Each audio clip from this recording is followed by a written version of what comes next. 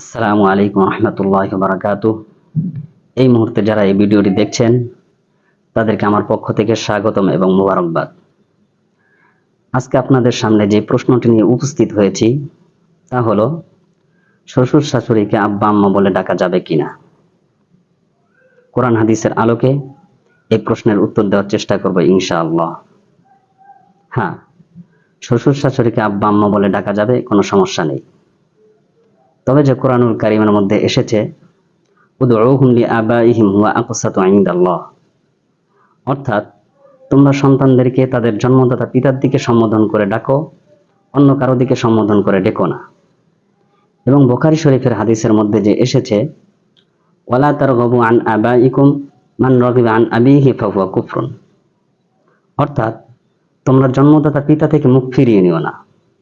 যে ব্যক্তি জন্মদাতা পিতা থেকে মুখ ফিরিয়ে নিল সে যেন কুফরি করলো।